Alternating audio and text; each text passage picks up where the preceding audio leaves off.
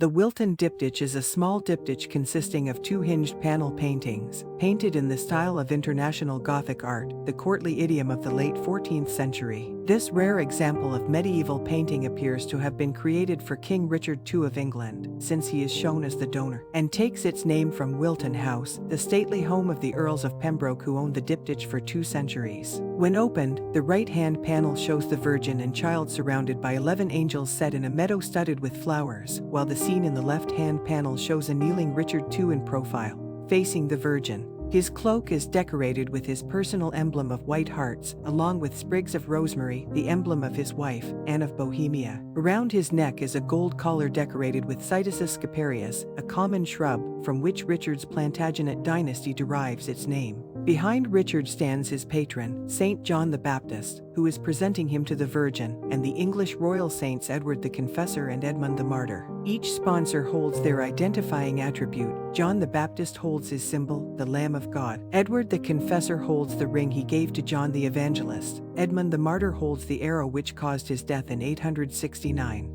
In response, the Christ child in the right-hand panel is raising his hand in blessing. When the diptych is closed, one side contains Richard's royal coat of arms, while the other depicts Richard's emblem, a white hart with a small golden crown around its throat, sitting on a grassy meadow under a gold sky. Measuring about 12 x 18 inches when open, the work is done in egg tempera, applied in thin glazes. The background, as well as other details, is enhanced with gold leaf. The artist's Renaissance color palette included the use of expensive color pigments, such as lapis lazuli for the blue garment seen in the right-hand Virgin and Child panel. Richard II's robe is colored with vermilion, another costly pigment. Unfortunately, some of the colors have faded. The roses in the angel's hair, for instance, were originally painted a much richer pink, while the green grass of the exterior heart panel has darkened considerably. The style of painting adopted is characterized by extremely fine filigree portrayals of delicate small-scale figures, with refined facial features, wearing robes that fall in soft folds.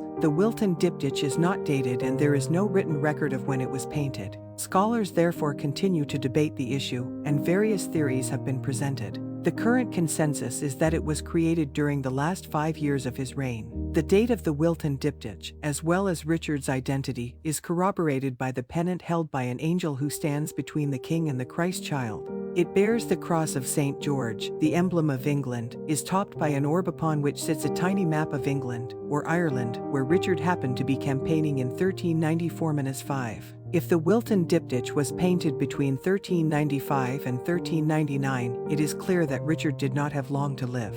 Furthermore, the inclusion of 11 angels may conceivably hint at impending disaster. However, the meaning of the 11 angels is believed to be based on the second dream of young Joseph, in which the sun, the moon and 11 stars bowing down to him are completed by Joseph himself, who becomes a 12th star. The parallel setup in the Wilton Diptych consists of Jesus, the Virgin, 11 angels plus King Richard, making 12 angels, a sign of good fortune. As stated above, the painter of the diptych, sometimes called the Wilton Master, has never been identified. Indeed, no other religious paintings similar in style to that of the Wilton Master have been found, making it extremely difficult to pin down candidates. The closest resemblances to his style come from certain International Gothic illuminations produced on the continent from the early 15th century. Unfortunately, the artist responsible for these illuminated manuscripts is also unidentified. Given the exceptional quality of the diptych, the most likely candidate is a Netherlandish artist of the stature of Jacquemart de Hesdin, or one of the Limburg brothers, who are best known for Les Tres Riches Heures du Duc de Berry, an absolute masterpiece of miniature painting.